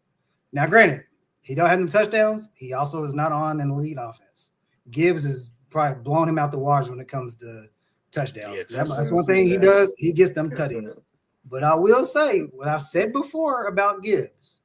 When they stack that box and the running lanes ain't wide open, it gets a little tough because the coach is coming out and say, "Hey man, we gotta get Montgomery more." He said it this past weekend. We gotta get Montgomery more touches. We want to do good and win. But simple for me, all-purpose yards and how he does it, he's good. I'm still have big. I probably still have Gibbs at like 4 or 5. Still, I see he ain't moved up. He like I get his touchdowns. It's electric. I got a question for you. Who do you think had it? Who is it more difficult to run as a running back, Chris Johnson or Jahmyr Gibbs? Has more difficult job running. Yeah. Mm, Or just I guess you said who's better. I guess you could say who's better. I mean, if we're talking about difficulty, I feel like Gibbs, because Gibbs in a system See, where they looking for them to pass more. I mean, you can look at it either way, but I feel like the Titans when y'all had CJ2K, y'all built y'all offense to run. that's I all we mean, had. yeah, because then y'all have Lindell White with him, and y'all Yeah. then they have a nickname. The original smash and dash. Yeah, yeah, That's what yeah. I'm saying. So like he had Lindell White as it. Listen, I love David Montgomery. Lindell White or David Montgomery. It's I know close. you probably a It's little close. biased with this. It's close. It's close. Lindell, I think they both rushed for 1,000 one year. Chris Johnson and That's Lindell. what I I'm think they saying, did. bro. So But I just look. Even Saban was talking about Gibbs, how special he was. I be forgetting that man played at Georgia Tech. mm-hmm. That man, Nick Saban, saved his career, boy, because he got him up out of that bullshit over there in Atlanta.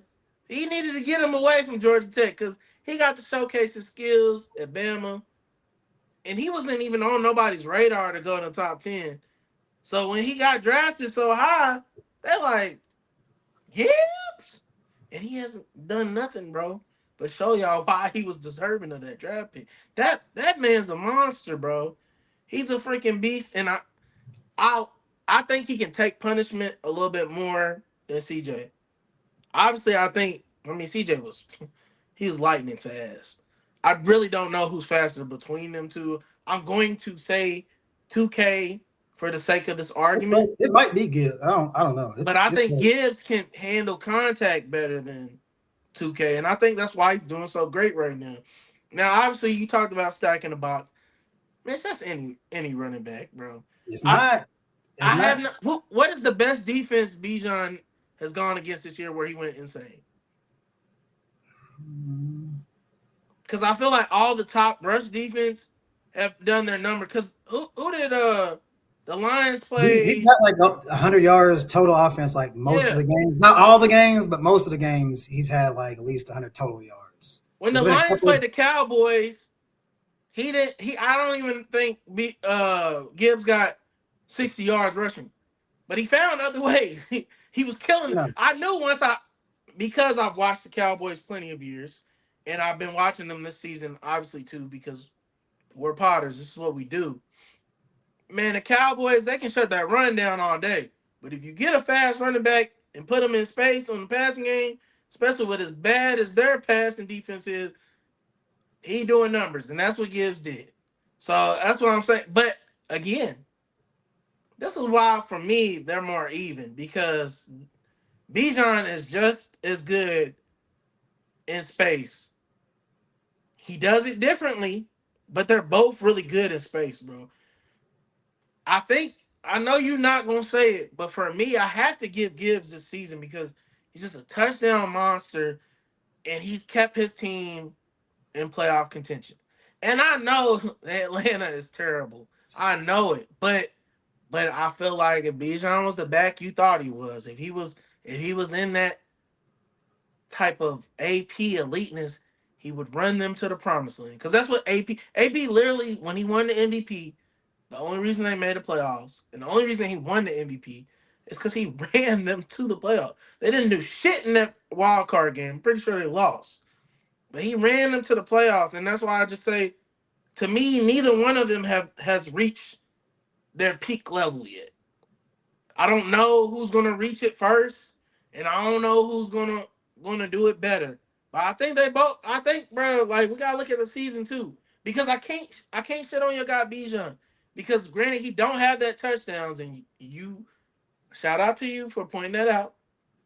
But he's amazing, and it's like, bro, if you could get the touchdowns, we wouldn't have this conversation. We never have this conversation because I feel like with the touchdowns, they in playoff contention. Their division's that, and you can't say look, their division is a shithole. So he should have at least been able to win the division. The division's a shithole, but again, man, it's tough, man. It's the NFL, baby. It's not an easy man I league. hear you, but everything Gibbs does, and he does it to a great level. I can say the same thing about Devon Achane. And Devon Achane, he has actually more rushing yards than Bijan. You don't have him like more like receiving yards, but I think he has more rushing. And Achane's been killing this year. I think Achane might be the number one. No, he's like number 2. So it's like one is it's just JT. Now, granted, Achane, I don't think he can. He's injury prone, but like Achane, Buggy Irvin, like players like that, especially Achane, he's electric.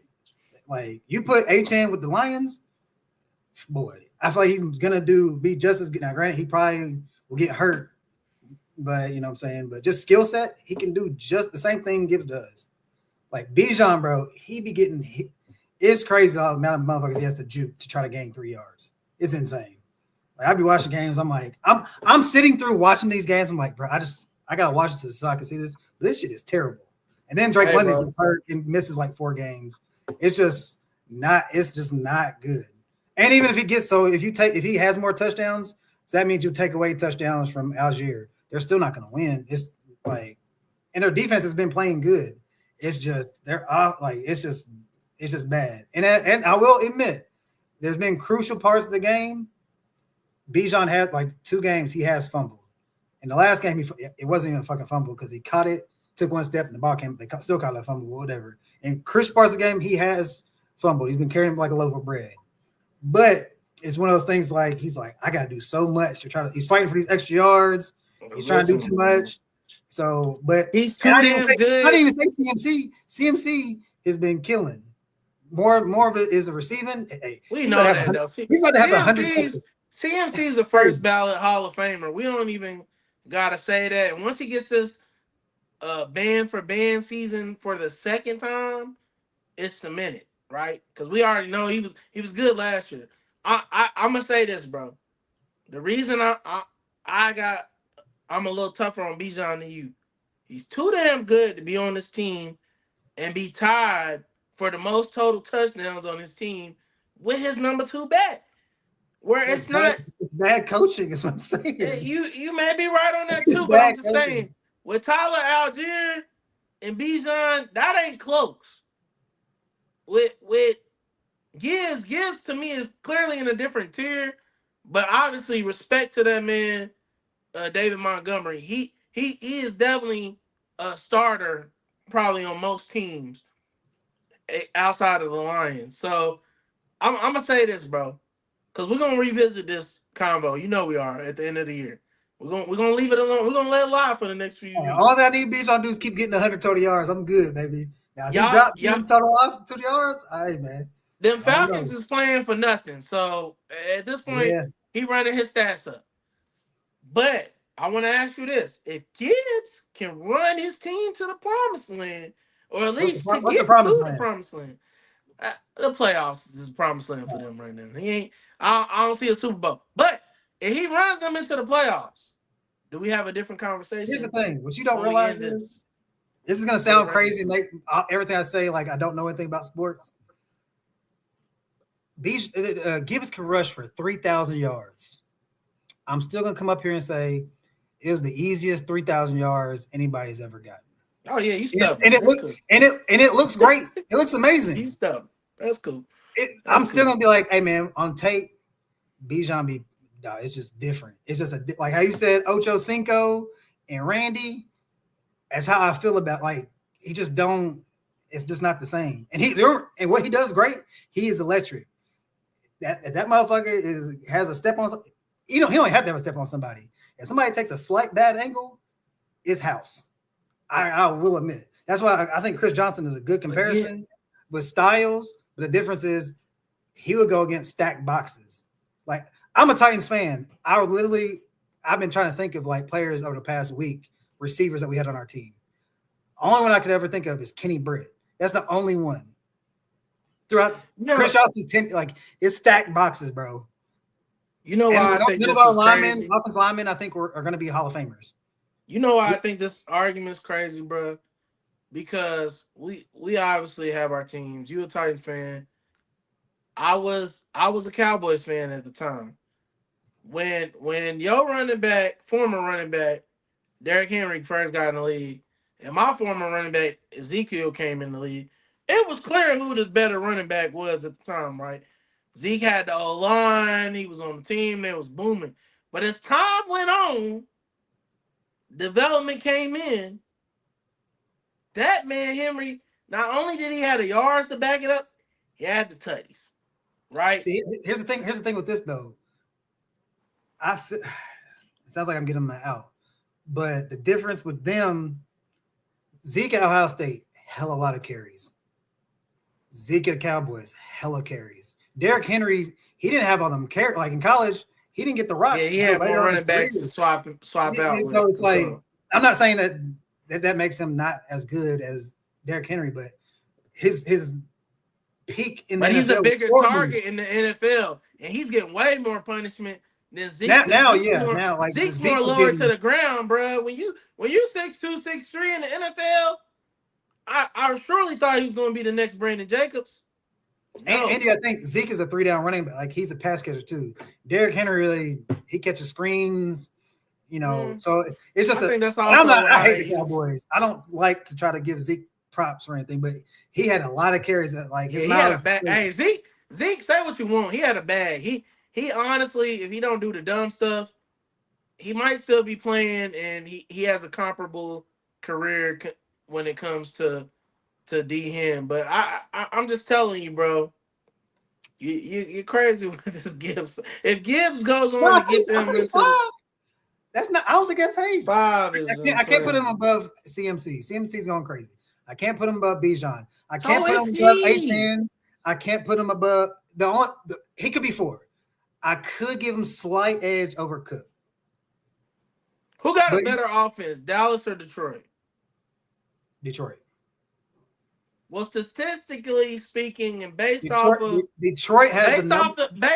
players on paper, most people would say Dallas. But when they played each other, Gibbs told you why he different. Because single-handedly, he said, "Oh, y'all gonna take the running game away? Bet I'm gonna just kill y'all in the receiving game." No, the Lions put up 3 tutties, man. Number 1, number 2 offensive stats. That's why it's a big deal, because they're might miss the playoffs with those great offensive stats. No, Gibbs is Dallas got a top back this year.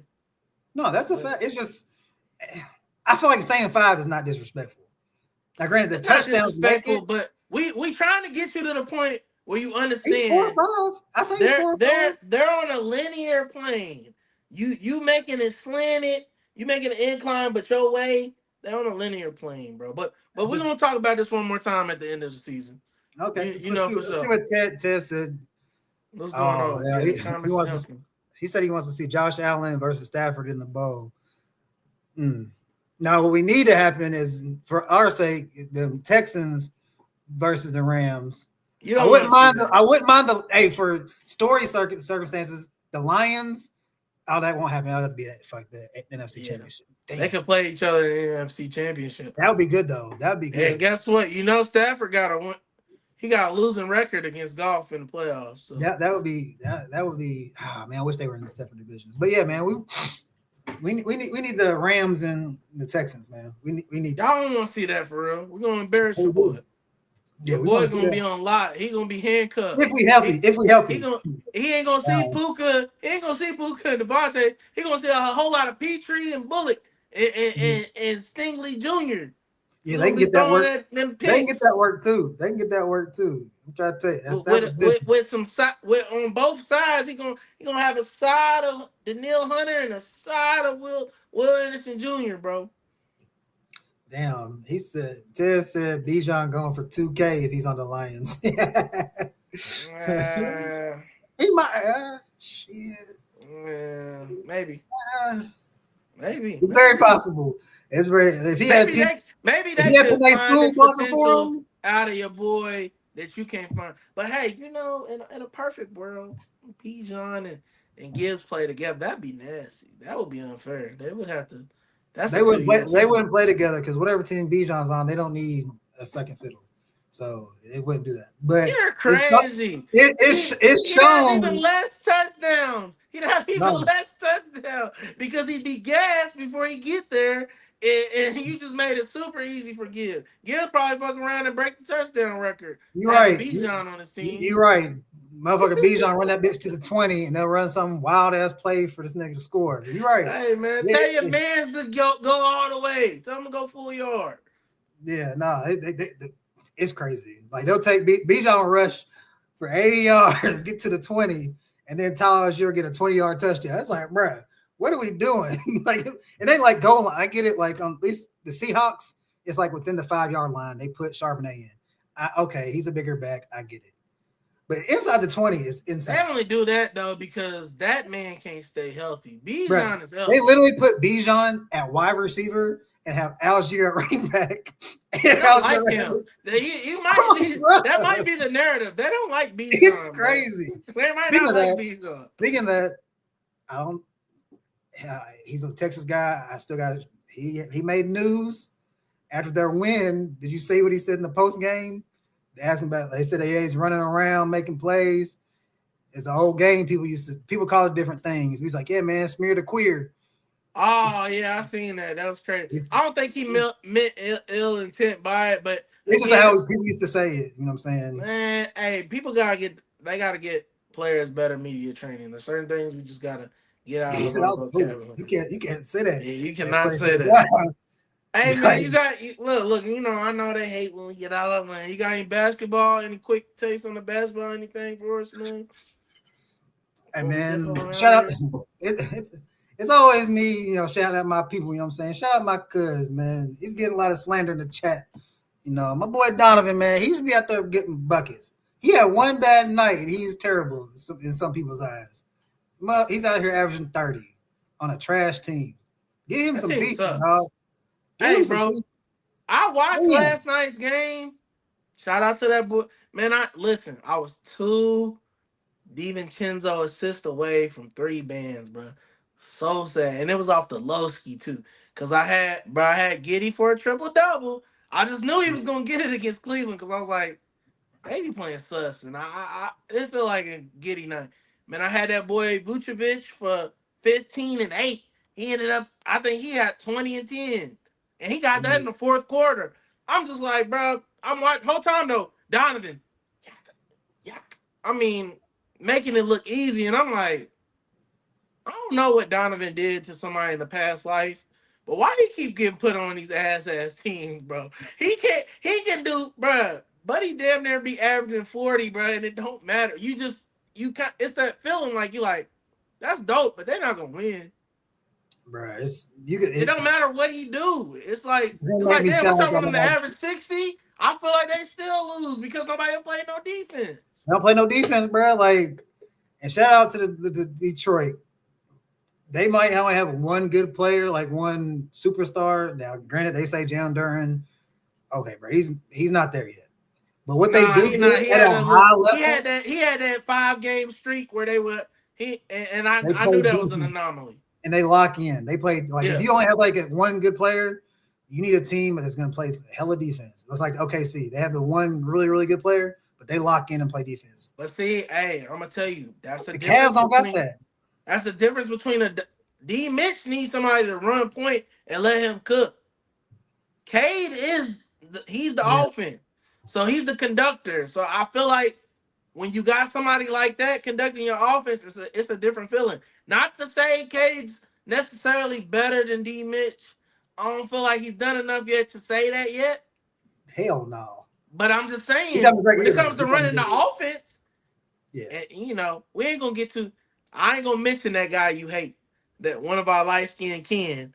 But I'm just saying, some people are really good at running the offense, bro. That's their bag. And Cade, that's his bag. No, he's having a phenomenal year. He's not better than Donovan Mitchell, but he's having a phenomenal year. And my thing is with the Cavs, I've said it before on the pod, like the whole small point guard shit, you might have one of them, and more than likely, if he's your best player, you're not gonna win it. Just historically speaking, it really hasn't happened since like Isaiah Thomas. You can't have two of them. Darius Garland, DG could be really good point guard. You can't have him and Donovan Mitchell, bro. Man, DG's he's a second squad guy, bro. Like, DG's actually cold. I don't care. I think he got an all-star. That boy's a second squad guy. He can't show me anything else to tell me he a top dog. He's only a top dog because, I mean, honestly, if Lonzo could get healthy, Lonzo would be a better option at point. Lonzo, that knee he paid for, boy, it ain't it. Yeah, it ain't it. But if he was healthy, Lonzo would be a PG.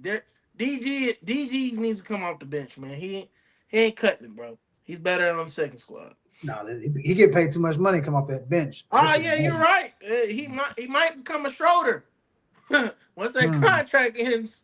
You're number 2 guy again. That's a fact. Hey, last thing, man. I know you're the Lakers fan.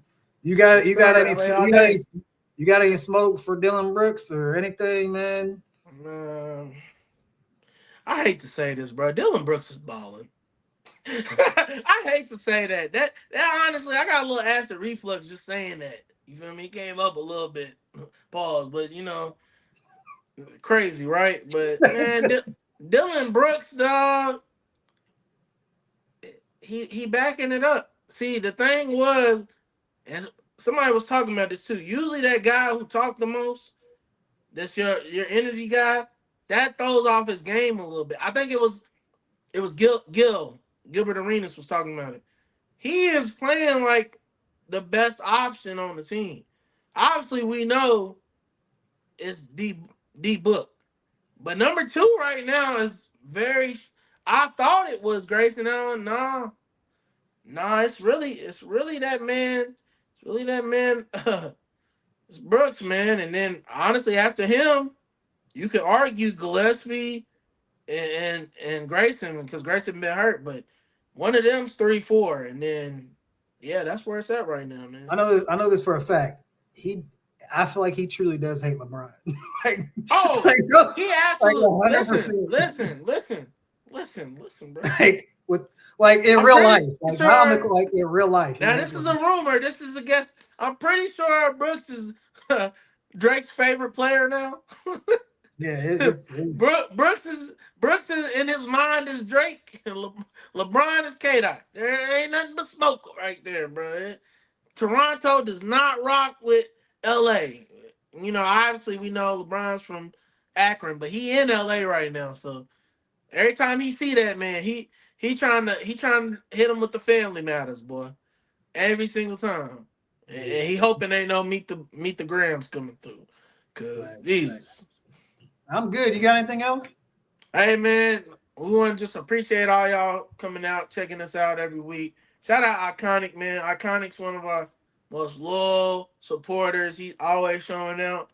My man's, I know he out here grinding busy, but he still found a way to pop up on the show, man. Look, we appreciate y'all. Keep supporting us.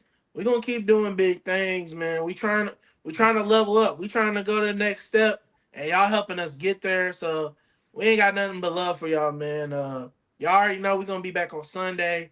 I don't know if I'm gonna be on there. Y'all know I'm the Thursday guy, but I like to pop my head in and out. But y'all know Mitch gonna be there.